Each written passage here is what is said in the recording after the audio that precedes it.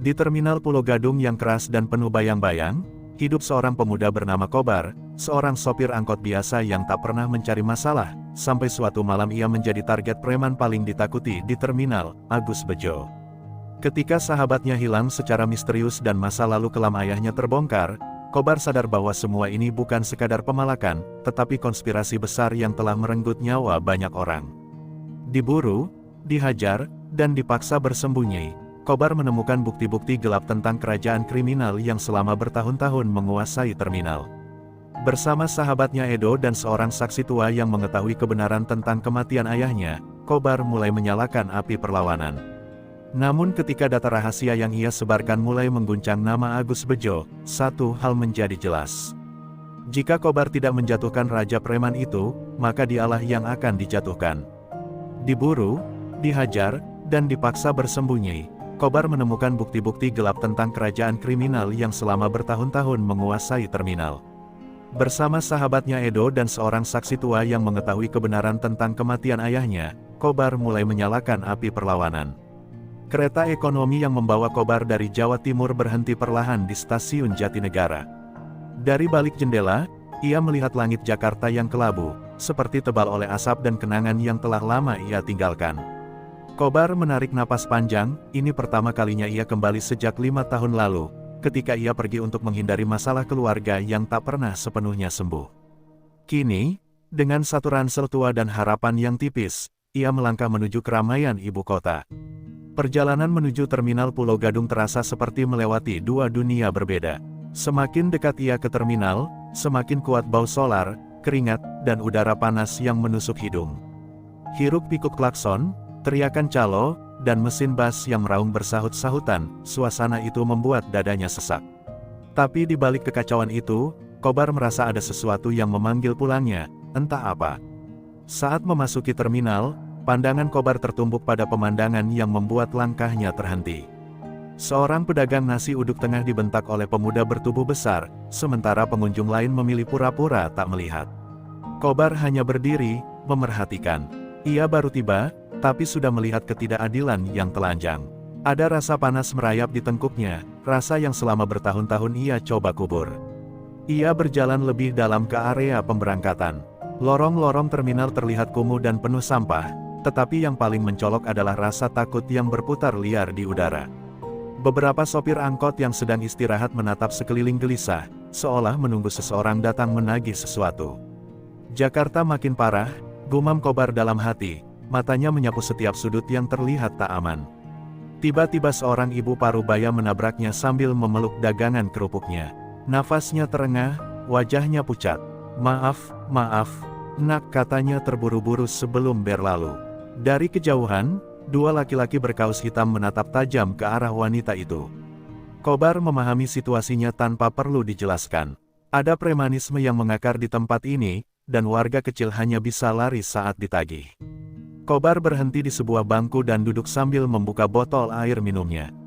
Meski hanya beberapa menit berada di terminal, pikirannya sudah penuh tanda tanya. Ia berusaha mengingat alasan ia kembali, ingin memulai hidup baru, mencari pekerjaan sebagai kenek atau sopir, mencoba memperbaiki hidup. Namun kenyataan di hadapannya menunjukkan bahwa hidup di Jakarta tidak semudah yang ia bayangkan. Saat sedang melamun, suara serak seorang pria tua membuyarkan perhatiannya. "Baru datang ya, nak?" tanya seorang kakek tukang ojek. Samping terminal, Kobar mengangguk. Kakek itu menatapnya lama, lalu berkata lirih, "Hati-hati di sini. Sekarang terminal dikuasai orang-orang yang tak kenal ampun." Kata-kata itu menusuk, seolah menjadi peringatan tak resmi bahwa ada bahaya yang sedang menunggu Kobar di depan. Kobar bangkit dan menatap hamparan terminal yang padat, gaduh, dan penuh luka yang tak diucapkan. Angin sore membawa debu kering, mengibaskan rambut hitamnya yang kusut. Meski perasaannya campur aduk, ada tekad yang menyala pelan di dadanya. Ia belum tahu apa yang menantinya di tempat ini, tapi satu hal pasti, kedatangannya ke Jakarta tidak akan berjalan mulus. Tanpa ia sadari, langkah pertamanya sudah membawa namanya menuju pusaran konflik besar, yang akan mempertemukannya dengan penguasa gelap terminal, Agus Bejo. Langkah Kobar berhenti ketika suara gaduh dari arah deretan warung kecil di pinggir terminal terdengar jelas. Beberapa pedagang tampak menggerutu, wajah mereka tegang seakan baru saja melewati bencana. Kobar yang sedari tadi memperhatikan setiap detail lingkungan terminal itu memutuskan untuk mendekat. Ia merasa ada sesuatu yang sedang terjadi, sesuatu yang lebih besar dari sekadar keributan biasa. Seorang pemuda kurus yang sedang merapikan lapak rokoknya melirik Kobar, memperhatikan wajah asing yang tampak ingin tahu. "Mas baru di sini ya?" tanyanya pelan sambil membenarkan susunan korek api di etalase kecilnya. Sebelum Kobar sempat menjawab, pemuda itu menghela napas panjang. Tadi Agus Bejo lewat, makanya semua orang masih tegang. Nama itu membuat Kobar mengerutkan dahi, meski ia belum tahu siapa sosok itu. Melihat kebingungan Kobar, seorang bapak parubaya yang menjual minuman dingin ikut menimpali. Agus Bejo itu preman paling ditakuti di terminal ini. Kalau dia sudah turun, semua orang harus siap setor. Ucapannya penuh amarah yang tertahan, namun juga ketakutan yang jelas. Bapak itu melirik kanan kiri, memastikan bahwa tak ada yang mendengar. "Jangan coba-coba macam-macam sama dia, nak. Orang itu sangar, tapi lebih berbahaya lagi otak liciknya." Kobar merasakan hawa aneh merayap di sekujur tubuhnya. Nama, Agus Bejo, seperti dipenuhi aura kelam yang menggantung di udara terminal. Ia mencoba menggali lebih jauh, bertanya, kenapa tidak lapor polisi? Pertanyaan itu membuat pedagang-pedagang di sana tertawa kecil, bukan karena lucu, tetapi pahit. "Sudah sering, Mas," jawab si pemuda kurus. "Tapi orang itu, kayak punya perlindungan. Yang dilaporin malah balik lagi minta lebih besar." Di kejauhan, tampak dua orang anak buah Agus Bejo mengacungkan jari ke pedagang tertentu, memberi kode jumlah uang yang harus mereka serahkan malam itu. Detik itu juga, para pedagang langsung sibuk menunduk, seperti burung kecil yang takut dipatuk elang. Pemandangan itu membuat dada Kobar terasa panas. Ia memegang ujung tas ranselnya erat, perasaan yang ia kenal baik, rasa ingin campur tangan, meski ia tahu itu bisa mengundang masalah besar. Tiba-tiba seorang penumpang wanita berteriak kecil. Tasnya dirampas oleh seorang remaja yang berlari ke arah gang sempit belakang terminal. Tanpa berpikir panjang, Kobar refleks mengejar. Nafasnya terpompa cepat, derap langkahnya memantul di dinding beton. Ia berhasil menghadang si perampas di tikungan, merebut tas itu kembali. Namun saat remaja itu terjatuh dan gemetar, Kobar menyadari sesuatu. Dua orang bertubuh besar sudah berdiri di ujung gang, menatapnya tidak senang. Salah satu lelaki besar itu mendekat sambil menepuk-nepuk bahunya, nadanya dingin, "Berani juga kamu ikut campur di wilayah kami." Kata-kata itu bagai kabut hitam yang menutup udara. Kobar tak berkata apa-apa, hanya menatap balik dengan sorot tajam. Keduanya mengenakan kaos hitam dengan tanda yang sama seperti anak buah yang sebelumnya ia lihat. Tanpa perlu diberitahu, Kobar mengerti, ia baru saja bersinggungan dengan geng milik Agus Bejo. Para lelaki besar itu tak menyerang, hanya menatap Kobar dengan senyum tipis yang membuat bulu kuduk berdiri. "Kami kasih tahu dulu," kata salah satunya. "Kalau mau selamat hidup di terminal ini, jangan sok jadi pahlawan." Lalu mereka pergi begitu saja, seperti bayangan malam yang kembali ke tempat gelapnya. Kobar hanya berdiri, napasnya berat, menyadari satu hal, namanya mungkin baru saja masuk dalam daftar orang yang diperhatikan oleh penguasa gelap terminal, Agus Bejo. Sore itu, setelah insiden di gang belakang terminal, langkah Kobar terasa berat. Ia berjalan kembali ke area ramai sambil memutar ulang kata-kata dua lelaki besar tadi yang masih menggantung seperti ancaman tak terlihat. Meski dadanya panas karena emosi, ia mencoba menenangkan diri. Ia tidak datang ke Jakarta untuk cari musuh, itu yang selalu ia ingatkan pada dirinya. Namun keberadaan Agus Bejo dan orang-orangnya membuat suasana terminal seperti neraka yang mendidih. Tak jauh dari tempat ia berdiri, kerumunan kecil terbentuk. Seorang ibu yang tasnya diselamatkan Kobar memberikan kesaksian kepada beberapa penumpang lain, memuji keberanian pemuda asing yang menolongnya. Ketika ia menunjuk ke arah Kobar, beberapa orang langsung menatapnya penasaran. Kobar merasa tidak nyaman, ia tidak ingin menjadi pusat perhatian, terutama di tempat yang penuh mata-mata seperti terminal ini. Namun, rasa tidak nyaman itu berubah menjadi ketegangan ketika tiga orang berkaus hitam muncul dari arah deretan bus antar kota. Langkah mereka kompak, tatapan mereka menusuk setiap orang yang melihat. Tanpa kesulitan, mereka langsung menemukan Kobar. "Ini orangnya," ujar salah satu dari mereka, suaranya datar tapi penuh tekanan. Kerumunan langsung menjauh, seolah insting mereka tahu bahaya sedang mendekat. Satu dari mereka melangkah maju, posturnya lebih tinggi dan lebih berotot dari yang sebelumnya mengejar Kobar. Hidungnya bengkok, mungkin pernah patah, dan luka bekas sayatan di pelipisnya membuat tatapannya semakin mengancam. "Lu yang tadi bikin anak buah Bang Agus jatuh di gang?" tanyanya, suaranya rendah, nyaris seperti geraman. Kobar mengangkat wajahnya perlahan, berusaha tetap tenang. "Aku cuma nolong orang yang dirampas," jawab Kobar, suaranya tegas meski hatinya berdebar. Lelaki besar itu menyeringai miring, senyum yang tidak menunjukkan rasa senang sama sekali. "Di tempat ini, yang boleh nolong siapapun cuma orang yang dapat izin dari Bang Agus." "Paham." Ucapan itu menggema, membuat orang-orang yang menonton menahan napas. Ini bukan lagi sekadar teguran, ini peringatan resmi. Ketegangan memuncak ketika salah satu dari mereka mendorong dada Kobar. Meski bukan dorongan keras, bagi Kobar itu sudah lebih dari cukup. Refleks lamanya muncul, refleks yang telah ia kemas rapat bertahun-tahun.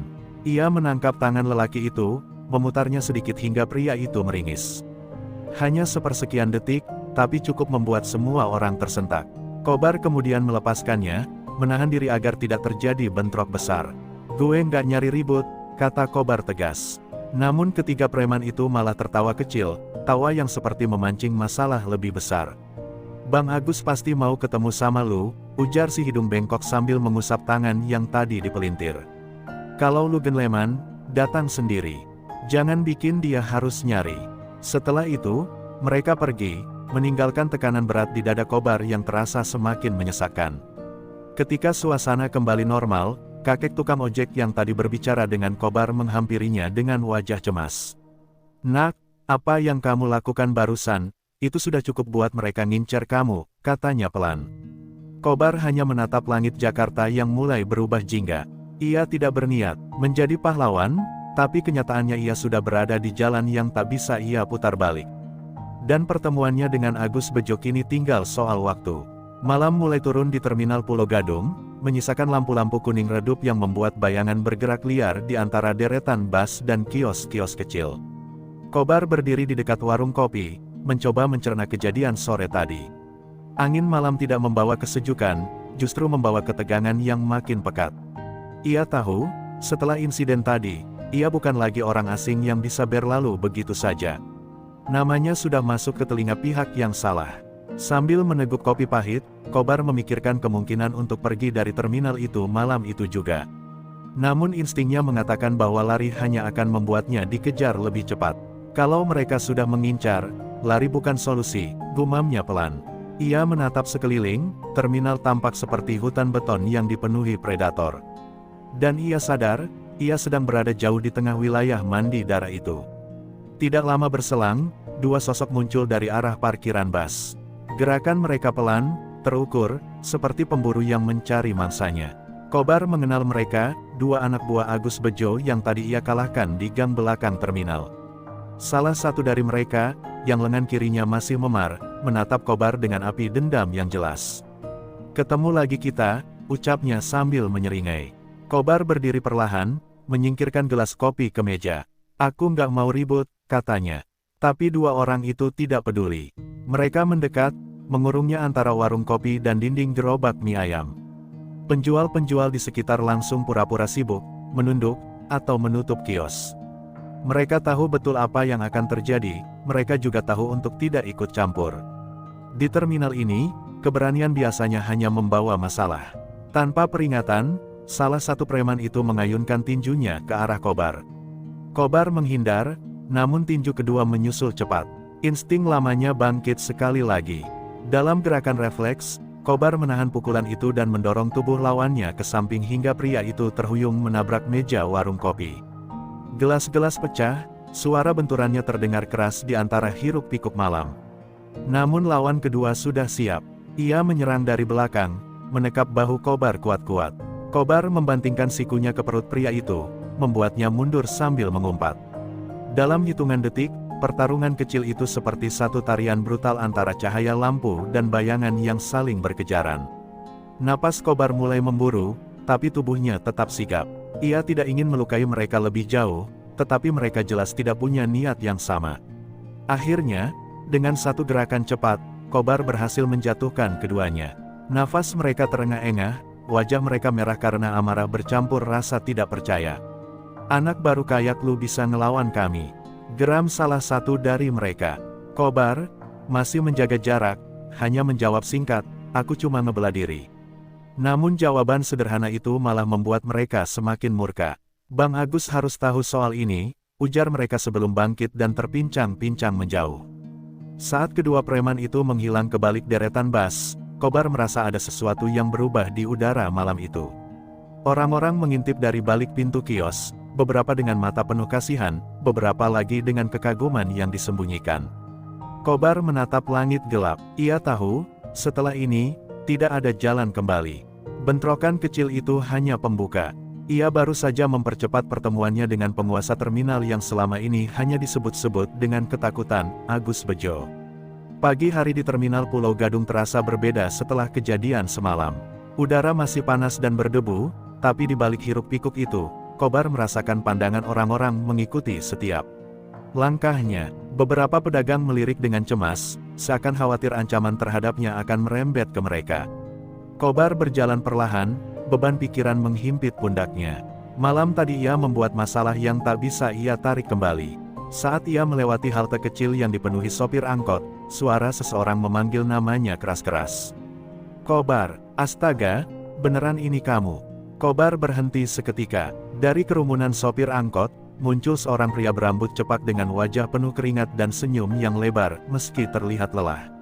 Kobar tertegun, matanya melebar. "Edo," gumamnya tak percaya. Edo langsung memeluknya kuat, seolah memeluk masa lalu yang hampir hilang. "Gila, 5 tahun gak ada kabar, tahu-tahu muncul di sini." Seruan Edo itu menarik perhatian beberapa sopir angkot lain.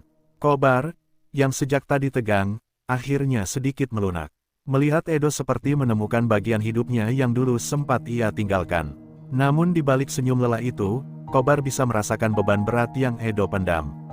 Setelah duduk di bangku beton dekat pangkalan, Edo mulai bercerita. "Terminal ini, katanya, sudah lama dikuasai Agus Bejo. Semua sopir harus bayar uang keamanan setiap hari, jumlahnya makin lama makin tidak masuk akal. Yang menolak, mobilnya dirusak, atau lebih buruk lagi, sopirnya diganggu saat membawa penumpang. Aku juga hampir berhenti, Bar. Tapi kalau berhenti, keluarga makan apa?" Suara Edo pecah di ujung kalimat.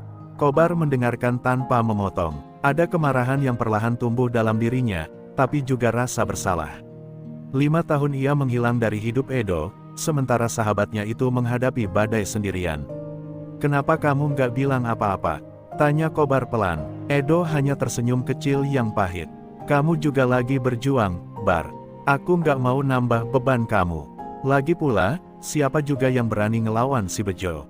Edo menatap kiri kanan, memastikan tidak ada yang menguping, lalu mendekat sedikit sambil berbisik, "Dengar-dengar kamu kemarin berantem sama 2 anak buahnya." Kobar hanya mengangguk pelan. Mata Edo langsung membesar ketakutan. "Bar, itu gila. Mereka pasti lapor ke Bejo. Dia nggak bakal diem." Kekhawatiran itu terasa jujur, bukan berlebihan. Edo tahu persis bagaimana brutalnya kelompok itu. Kobar menarik napas panjang. "Aku nggak sengaja, Do. Mereka yang mulai dulu." Edo mengusap wajahnya keras, frustasi. Masalahnya, Bejo nggak peduli siapa mulai. Dia cuma butuh alasan buat nunjukin siapa yang berkuasa di sini. Ucapan itu membuat Kobar terdiam lama. Dalam hati, Kobar menyadari bahwa tak ada lagi jalan untuk mundur. Keberadaannya di terminal ini sudah menyulut bara kecil yang bisa kapan saja berubah menjadi api besar. Edo menepuk bahu Kobar pelan, tatapannya campuran antara lega dan cemas. "Bar, apapun yang sedang kamu hadapi, kamu nggak sendirian." Kata-kata itu menghangatkan dada Kobar, meski dunia di sekitarnya terasa semakin mencekik. Dalam benaknya, ia tahu pertemuannya dengan Edo bukan kebetulan. Ini adalah tanda bahwa masa lalu dan masa kini sedang bertabrakan, dan badai yang lebih besar sedang menuju ke arahnya, badai bernama Agus Bejo. Setelah mendengar cerita Edo, dunia di sekitar Kobar seolah berubah warna. Terminal yang tadinya hanya tampak kumuh dan keras, kini terlihat seperti arena penderitaan yang dibiarkan membusuk terlalu lama. Setiap wajah pedagang, setiap langkah sopir angkot, setiap keributan kecil, semuanya dipenuhi ketakutan. Kobar menatap satu persatu, merasa amarahnya semakin tumbuh. Ia tidak pernah berniat menjadi pahlawan, namun diam rasanya seperti membiarkan Edo dan orang-orang lain tersiksa setiap hari. Siang itu, saat matahari terik membakar atap terminal, Edo mengajak Kobar ke sebuah warung kecil di pojok yang jarang disentuh preman. Di sana berkumpul beberapa sopir angkot, wajah-wajah lelah yang tampak seperti orang yang sudah kehilangan harapan. "Kobar, ini teman-teman yang paling sering kena pungli," kata Edo. Beberapa sopir hanya mengangguk pelan, menatap Kobar dengan mata penuh tanya, seolah bertanya apakah pemuda ini benar-benar berani melakukan sesuatu. Kobar duduk bersama mereka, mendengarkan cerita demi cerita. Ada yang dipalak 2 kali sehari. Ada yang dipukul hanya karena telat membayar. Ada pula yang motornya dirusak tanpa alasan. Semuanya memiliki satu nama sebagai sumber mimpi buruk, Agus Bejo. Setiap kali nama itu disebut, ruangan seakan menciut, suara para sopir merendah secara otomatis. Kobar mengepalkan tangan di bawah meja, merasakan darahnya mendidih. "Kalau begini terus, hidup kalian gak bakal berubah," ujar Kobar akhirnya. Suaranya tidak keras, tapi setiap kata terdengar jelas, mengiris udara panas siang hari. Para sopir mengalihkan pandangan, beberapa dari mereka tampak pasrah. "Kami sudah coba, Bar," kata seorang sopir tua dengan suara patah. "Lapor nggak ada hasil. Melawan, kami cuma rakyat kecil, nggak punya tenaga seperti kamu." Kobar menatap mereka dengan sorot penuh tekad. "Kalian memang nggak punya tenaga lebih. Tapi kalian punya jumlah. Dan kalau mau, kita bisa lawan tanpa kekerasan." Kedengarannya sederhana, tapi efeknya langsung terlihat. Beberapa sopir saling pandang, ragu namun penasaran. Kobar melanjutkan, "Kumpulkan bukti. Video, foto, rekaman. Tunjukkan pemerasan yang mereka lakukan. Kalau kita punya bukti cukup, kita bisa dorong polisi dan media buat turun tangan." Ide itu seperti percikan api yang jatuh di tumpukan jerami kering. Tak langsung menyala, tapi semua orang tahu bara itu ada. "Tapi, kalau mereka tahu kita ngumpulin bukti, abis kita, Bar," ucap salah satu sopir muda, wajahnya pucat. Kobar mencondongkan badan, menatapnya dalam-dalam. "Karena itu kita lakukan bareng-bareng. Nggak ada yang dibiarkan sendirian. Dan kalau mereka menyerang, aku yang berdiri paling depan." Suasana warung hening sesaat, seolah waktu berhenti. Lalu, perlahan, sopir-sopir yang tadinya pasrah mulai mengangguk satu persatu. Bukan karena berani, tapi karena untuk pertama kalinya dalam bertahun-tahun, ada seseorang yang mau berdiri di sisi mereka. Mata Edo memerah, hatinya dipenuhi rasa bersyukur dan cemas sekaligus. "Bar, apa kamu yakin ini bisa jadi perang besar?" Kobar hanya tersenyum tipis. "Kadang, perang memang perlu buat meraih damai." Ketika pertemuan itu bubar, para sopir pulang dengan langkah yang berbeda, masih takut, tapi ada percikan harapan. Namun Kobar tahu, langkah pertama mereka ini pasti sampai ke telinga salah satu anak buah Bejo. Dan benar saja, dari kejauhan, seorang pria berjaket gelap mengintip dari belakang bas tua, wajahnya datar namun matanya tajam. Ia mengambil ponselnya, menekan nomor. "Bang, ada yang mulai ngumpulin orang," ucapnya singkat. Dan malam itu juga, bara perlawanan yang baru dinyalakan Kobar resmi berubah menjadi ancaman bagi penguasa terminal yang bengis, Agus Bejo. Malam itu terminal terasa lebih sunyi dari biasanya. Lampu-lampu redup yang biasanya cukup untuk menerangi jalur bas kini tampak lebih gelap, seakan terminal menghirup napas panjang sebelum melepaskan badai. Kobar masih berada di pangkalan angkot bersama Edo, membahas rencana pengumpulan bukti. Namun kegelisahan menguasai hatinya. Ada sesuatu di udara malam itu, sebuah firasat buruk yang semakin lama semakin menekan dadanya. Saat mereka hendak pulang, ponsel Edo bergetar. Wajah Edo langsung berubah pucat ketika melihat pesan yang masuk. "Bar, ini dari Bari, sopir angkot jalur 40, katanya dengan suara gemetar. Ia menunjukkan layar ponselnya. Pesan itu singkat, "Do, tolong aku dikepung di lapangan kosong belakang gudang bas. Cepat." Edo panik, bangkit begitu cepat sampai bangkunya hampir tumbang. "Bar, kita harus tolong dia." Kobar menatap pesan itu, namun nalurinya langsung berteriak bahwa ada yang tidak beres. Pesan itu terlalu singkat, terlalu rapi, terlalu tepat menyasar Edo, padahal hanya beberapa jam sebelumnya mereka mengadakan pertemuan diam-diam. "Do, kamu yakin ini dari Bari?" tanya Kobar, suaranya pelan. Edo mengangguk cepat. Ini nomor dia. Aku hafal, Bar. Kita nggak boleh tinggalin dia. Ragu itu semakin menusuk, tapi Kobar tidak bisa menahan Edo yang sudah setengah berlari. Ia mengejar sahabatnya, mengikuti langkah-langkah panik Edo menuju area belakang terminal, tempat yang jarang dilewati orang, gelap dan terkenal rawan. Jalanan menuju sana sepi, hanya suara serangga dan gemerisik plastik tersangkut angin. Setiap langkah terasa seperti memasuki perut monster yang sedang menunggu mangsa. Ketika mereka mencapai lapangan kosong itu, tidak ada siapapun di sana. Hanya deretan kontainer tua yang memantulkan bayangan panjang, dan lampu jalan mati di satu sisi. "Bari!" teriak Edo. Suaranya menggema di antara besi-besi karatan.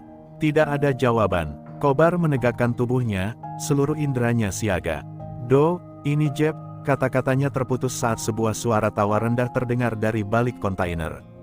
Dari kegelapan, 5 orang muncul. 2 di antaranya adalah para preman yang semalam sempat bertarung dengan Kobar. Yang lain adalah wajah-wajah baru, lebih besar, lebih garang, dan jelas lebih berbahaya. "Nyari siapa, Bang?" tanya salah satu dari mereka dengan nada mengejek. Edo melangkah mundur, wajahnya memucat. Kobar langsung berdiri di depannya, menciptakan jarak antara Edo dan ancaman itu. Salah satu preman mendekat, senyumnya bengis. "Bang Agus titip salam," katanya, "kalau ada orang sok jagoan yang berani ngumpulin warga buat ngelawan, ya harus dikasih pelajaran." Ia menatap Kobar sambil mengeluarkan besi batangan dari balik jaket. Dan kebetulan, lo orangnya. Tanpa menunggu, mereka langsung menyerbu. Pertarungan pun pecah dalam hitungan detik, keras, cepat, dan brutal. Kobar menghindar, menangkis, membalas, tetapi jumlah mereka terlalu banyak. Sebuah pukulan keras mengenai rusuknya, membuat napasnya hilang sesaat. Meskipun tubuhnya dipaksa bertekuk, Kobar tetap berdiri, melindungi Edo yang ketakutan di belakangnya. Namun ketika salah satu preman berhasil menghantam lututnya dengan besi, Kobar terjatuh. Dunia berputar, suara preman itu terdengar samar namun tajam, "Besok Bang Agus mau lihat lo lagi. Tapi kalau lo masih hidup setelah malam ini, ya itu urusan lo." Sebelum mereka pergi, salah satu dari mereka mengirim tendangan terakhir ke dada Kobar. Edo berlari memeluknya, wajahnya penuh air mata. Dan malam itu, di lapangan gelap yang sunyi, Kobar pingsan di atas tanah keras, sementara kabar tentang dirinya mulai menyebar ke seluruh terminal, sampai ke telinga satu orang yang selama ini menguasai semuanya, Agus Bejo.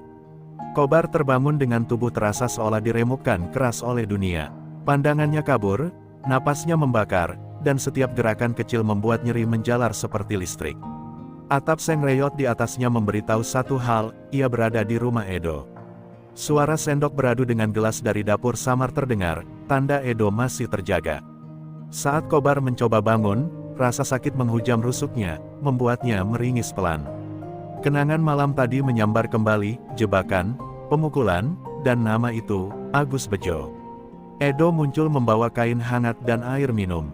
Matanya sembab, wajahnya pucat dan dipenuhi rasa bersalah. "Bar, maafin gue, ini semua karena gue percaya pesan itu," katanya dengan suara pecah. Kobar menggeleng pelan, meski gerakan kecil itu membuatnya kembali menahan rasa sakit. "Bukan salah lo, Do. Mereka memang mau nyerang gue.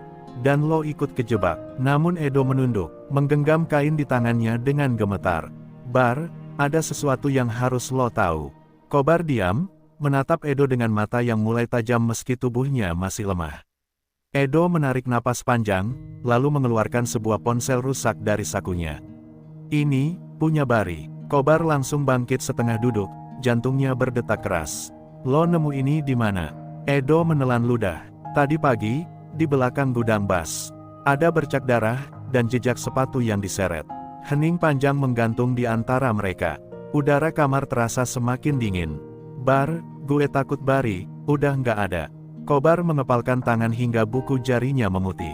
Di balik rasa sakit dan lelah, api kemarahan mulai menyala.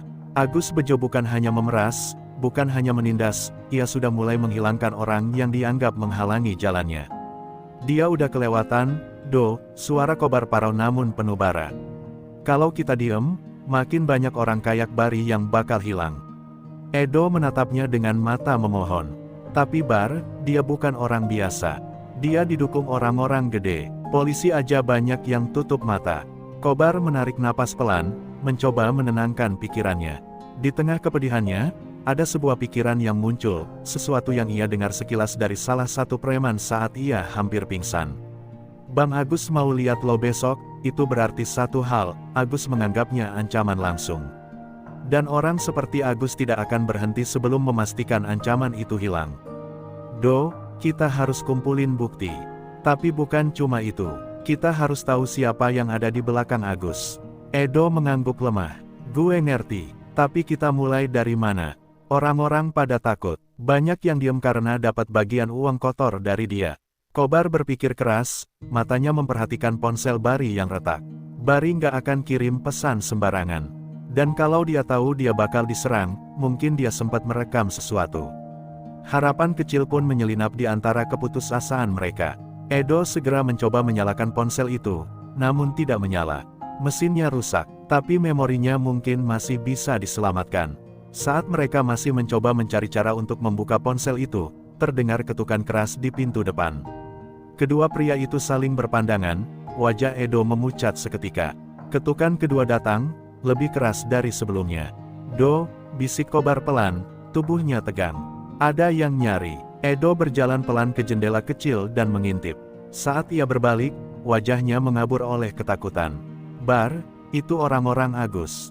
Dalam sepersekian detik, semua rasa sakit di tubuh Kobar lenyap digantikan oleh adrenalin. Ia bangkit perlahan, menahan nyeri yang masih menghantam, lalu meraih jaket lamanya. Kita harus pergi, sekarang juga. Ketukan berubah pukulan besar yang mengguncang pintu. Suara dari luar terdengar mengancam, Edo, buka. Bos pengen ngomong sama kalian berdua. Edo gemetar. Kobar menggenggam lengannya, menatapnya dengan tekad kuat. Ini baru awal, Do. Dan malam ini, hidup kita bakal berubah selamanya. Pintu rumah Edo hampir jebol ketika Kobar menarik sahabatnya menuju pintu belakang. Suara teriakan preman-preman Agus Bejo menggema di ruang tamu yang kecil namun kini terasa sesak oleh ancaman. Edo, gue hitung sampai 3. Suara itu berat, garang, dan jelas bukan gertakan kosong. Kobar meraih ponsel Bari yang rusak, menyelipkannya ke saku jaketnya, lalu memberi isyarat kepada Edo untuk tetap diam. Begitu pintu belakang terbuka, angin malam menerpa wajah mereka, dingin dan terasa seperti peringatan. Mereka berlari melalui gang sempit di belakang rumah, melewati pagar bambu tetangga yang sudah rapuh, sementara suara gaduh dari dalam rumah Edo semakin liar.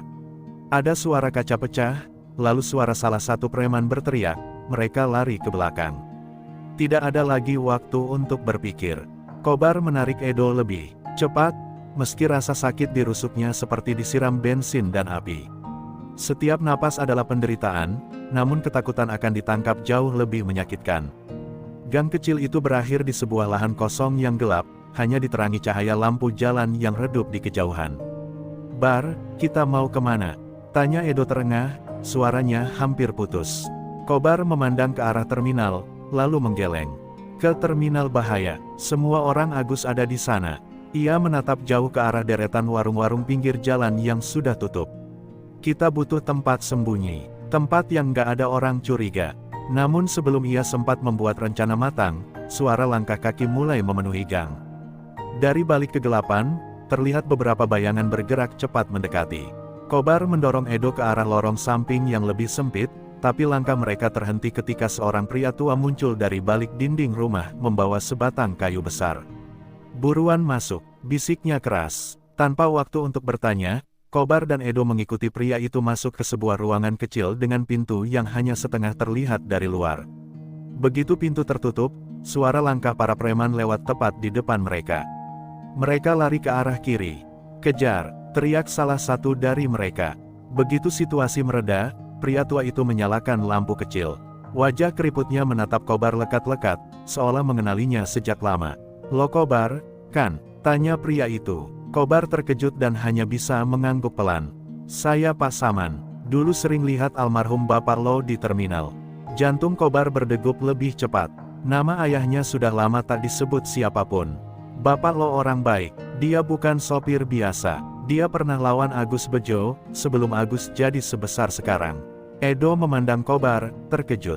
Bar, lo nggak pernah cerita, Kobar menggigit bibir, matanya menahan sesuatu yang selama ini ia kubur. Gue gak pernah tahu banyak.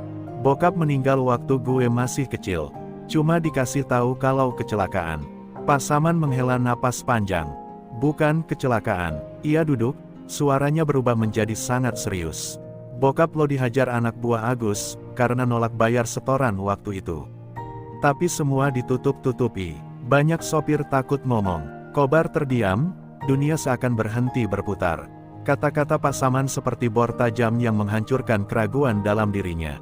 Rasa sakit di tubuhnya kalah jauh dibandingkan nyeri yang kini menghantam hatinya. Jadi, Agus Bejo yang bikin bapak gue mati. Suaranya bergetar, namun matanya menyala. Pasaman mengangguk pelan. Dan kalau lo mau lawan dia, gue bantu. Gue punya bukti lama, data, catatan, bahkan rekaman. Bokap lo dulu sempat ngumpulin semua sebelum dia pergi. Kobar menatap Edo, yang kini sama terkejutnya namun berusaha kuat. Kemudian ia menatap Pasaman yang wajahnya penuh tekad meski usianya sudah senja. Dalam kegelapan malam, di sebuah ruangan kecil yang hampir tidak terlihat dari luar, terbentuklah sebuah koalisi kecil yang diam-diam memutuskan hal besar. Kobar menggenggam ponsel Bari yang rusak, merasakan beban sekaligus harapan. Pak Edo, kalau semua ini benar, kita bukan cuma mau selamat. Ia menghela napas panjang. Kita bakal jatuhin Agus Bejo. Sekaligus buka semua kebenaran yang pernah dia tutup. Ruang kecil milik Pasaman berubah menjadi markas rahasia dalam hitungan jam. Bau kayu tua bercampur debu membuat suasana terasa padat, tapi tidak ada dari mereka yang peduli. Di meja kecil, Pasaman mengeluarkan sebuah kotak besi berkarat. Ini, semua peninggalan almarhum bapakmu, katanya lirih. Tangan Kobar bergetar saat ia membuka kotak itu. Di dalamnya ada buku catatan tebal, beberapa flash disk, serta sebuah foto lusuh ayahnya bersama sejumlah sopir terminal lain. Kobar menatap foto itu lama, seolah melihat kembali potongan masa lalu yang selama ini hilang. Pasaman mulai menjelaskan satu persatu. Dulu, bapakmu sempat memimpin kelompok kecil sopir yang gak mau tunduk sama Agus. Ia membuka salah satu halaman catatan. Di sana tertulis daftar nama, waktu, lokasi pemalakan, jumlah setoran, hingga kode beberapa petugas yang terlibat di belakang layar. Edo yang membaca dari samping langsung menutup mulutnya. Ini, bukti besar, Bar. Kalau jatuh ke tangan yang tepat, Agus bisa habis. Namun Kobar menatap catatan itu dengan perasaan campur aduk, marah, sedih, sekaligus bangga pada ayahnya. Tapi belum selesai di situ. Pasaman mengeluarkan salah satu flash disk dan menancapkannya ke laptop tua miliknya. Video hitam putih terbuka, gambar tidak terlalu jelas, namun suara-suara terdengar nyata. Ada rekaman pemalakan, penganiayaan, hingga pembagian uang suap kepada oknum tertentu. Di salah satu video, terlihat jelas pemimpin pemalak itu, sosok muda bernama Agus Bejo, jauh sebelum ia menjadi tiran terminal yang ditakuti semua orang. Edo terdiam, bahkan tidak berani berkedip. Ketegangan semakin memuncak ketika Pasaman menunjuk rekaman terakhir. Ini, rekaman yang bikin bapakmu dianggap terlalu berbahaya. Suara pria yang dipukul, desahan kesakitan, dan teriakan samar terdengar di latar. Namun sebelum rekaman selesai, video terputus. Sebagian file rusak sejak dulu, kata Pasaman. Tapi cukup untuk membuktikan bahwa, bapakmu mati bukan kecelakaan. Kobar mengepalkan tangan begitu kuat hingga buku jarinya memutih. Air matanya menetes diam-diam, bukan karena lemah, tetapi karena luka lama itu akhirnya terkuak. Malam semakin larut ketika mereka merencanakan langkah berikutnya. Kobar berdiri, menatap papan kecil tempat mereka mencatat strategi, mencari saksi, memperbaiki ponsel Bari, dan menyalin seluruh data ke banyak tempat. Besok malam, kata Kobar, suaranya mantap walau tubuhnya masih penuh luka. Kita bocorin sebagian data ke orang-orang yang bisa dipercaya. Biar kabar tentang Agus mulai goyah. Kita harus bikin dia panik sebelum kita serang habis. Edo duduk sambil menggenggam ponsel Bari yang rusak. Gue udah hubungi kenalan gue yang teknisi. Dia bilang bisa coba selamatin memori ponsel ini, tapi butuh waktu dan tempat yang aman. Kobar mengangguk. Itu prioritas. Bisa jadi di sini ada bukti keberadaan Bari yang terakhir. Kata-kata itu membuat suasana hening sejenak. Kesadaran bahwa Bari mungkin sudah tidak ada menghantam mereka dalam-dalam, tapi justru menambah api dalam tekad mereka. Namun badai tidak pernah memberi waktu lama. Tiba-tiba, dari luar terdengar suara motor berhenti. Pasaman mematikan lampu seketika. Mereka bertiga menahan napas. Ada suara langkah kaki mendekat, berat, teratur, dan bukan langkah orang biasa. "Bar, mereka nemu kita," bisik Edo pelan. Tetapi suara itu hanya berjalan melewati rumah, lalu menjauh. Meskipun bahaya belum benar-benar tiba, peringatan itu cukup membuat mereka sadar, waktu hampir habis. Mereka harus bergerak sebelum Agus Bejo menemukan persembunyian mereka. Ketika suasana kembali sedikit aman, Kobar menatap kedua orang itu, orang yang kini menjadi keluarga perjuangannya. "Mulai besok," katanya pelan namun tegas, "kita bukan cuma bertahan. Kita menyerang balik." Ia memegang foto ayahnya, menggenggamnya erat. "Gue bakal akhiri semua ini. Bukan cuma buat Bari, tapi buat bokap gue. Buat semua orang yang pernah ditindas." Malam yang gelap itu terasa seperti awal dari badai besar. Dan di tengah keheningannya, Kobar bersumpah, Agus Bejo akan jatuh. Kali ini, untuk selamanya. Pagi itu, terminal Pulau Gadung terasa berbeda. Udara yang biasanya dipenuhi suara klakson dan teriakan kenek mendadak terasa tegang, seperti ada sesuatu yang menekan dari atas. Di beberapa sudut, sopir-sopir berbisik sambil melihat layar ponsel mereka. Sebuah file misterius mulai beredar, rekaman pemalakan, foto-foto transaksi gelap, dan potongan video yang memperlihatkan wajah muda Agus Bejo sedang mengatur anak buahnya. Tidak ada yang tahu dari mana asalnya. Namun satu hal pasti, kabar itu menyebar seperti api menyambar bensin. Di dalam markas kecilnya, Agus Bejo menghantam meja dengan pukulan keras. "Siapa yang berani NGEBUANGIN ini?" raungnya. Anak buahnya hanya saling pandang, takut berbicara. "Semua orang di terminal udah lihat, Bang," salah satu dari mereka berkata dengan suara gemetar. Agus menatapnya tajam, seolah siap menelan siapapun yang salah bicara. "Cari sumbernya. Gue nggak peduli butuh waktu berapa lama. Temuin siapa yang mulai ini, dan patahin semua jarinya." Sementara itu, Kobar, Edo, dan Pasaman diam-diam memantau perkembangan dari persembunyian mereka. Kobar menatap layar ponsel tua milik Pasaman yang menampilkan pesan berantai itu. "Efeknya lebih cepat dari yang gue kira," katanya pelan.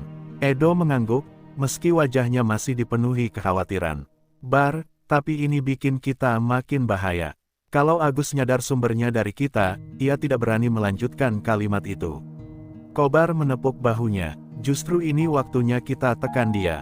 Dia panik, Do. Itu keuntungan kita." Rencananya berlanjut ketika Edo akhirnya berhasil membawa ponsel Bari ke teknisi kenalannya. Proses penyelamatan data butuh waktu beberapa jam, jadi Edo kembali dengan tangan kosong, kecuali kabar penting, teknisi gue bilang filenya lumayan parah rusaknya. Tapi dia nemu beberapa potongan suara. Kayaknya ada percakapan sebelum Bari hilang. Mendengar itu, Kobar merasakan jantungnya berdetak lebih cepat.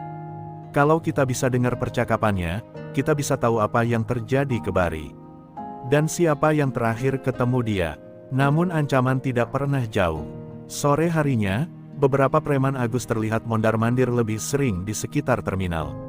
Mereka menginterogasi pedagang, sopir, bahkan kenek. "Lo dapat file itu dari mana?" teriak salah seorang preman sambil mendorong seorang sopir tua. Rumor pun menyebar, Agus Bejo kini memasang hadiah uang besar untuk siapapun yang bisa memberi informasi tentang pengkhianat yang menyebarkan data itu. Ketakutan mulai mencengkeram para sopir, tetapi di sisi lain, sebagian mulai berani bersuara. Malam harinya, seorang kenek muda datang ke persembunyian Pasaman. Nafasnya tersengal, wajahnya pucat. "Bang, gue tahu ini berbahaya, tapi gue dengar sesuatu di markas Agus." Ia menelan ludah, berusaha menenangkan diri. "Bang Agus bilang, dia bakal selesain seseorang malam ini. Katanya dia udah tahu siapa orang yang mulai ngacauin nama dia." Kobar langsung tegang. "Siapa?" Kenek itu memandangnya dengan takut. "Katanya, namanya mirip nama lo, Bang. Koba, atau apa gitu." Ruangan itu langsung sunyi. Kobar menghela napas, menyadari bahwa waktunya makin sempit. Ia berdiri, meski rasa sakit masih menjalar di sekujur tubuhnya. "Berarti rencana kita berhasil." Dia makin panik. Edo memandangnya tak percaya. "Berhasil gimana, Bar? Itu tandanya dia mau bunuh lo." Kobar menatap pintu dengan mata penuh tekad. "Justru itu. Kalau dia nyari gue harus bergerak lebih dulu. Pak Saman mengusap wajahnya, menggeleng. Anak muda, lo yakin mau hadapi dia sekarang? Kobar mengangguk tanpa ragu. Besok, kata Kobar pelan namun penuh kekuatan, kita mulai langkah kedua. Ia mengambil foto ayahnya dari meja, menatapnya lama. Ini bukan cuma soal gue. Bukan cuma soal Bari. Ini soal semua orang yang udah bertahun-tahun ditindas. Edo menatapnya dengan mata yang mulai berkilat tegang. Bar, apa langkah kedua itu? Kobar mengembuskan napas panjang, lalu berkata dengan suara yang membuat malam terasa lebih dingin, kita bongkar markas Agus Bejo. Kita cari bukti terakhir, dan kita jatuhin dia dari dalam.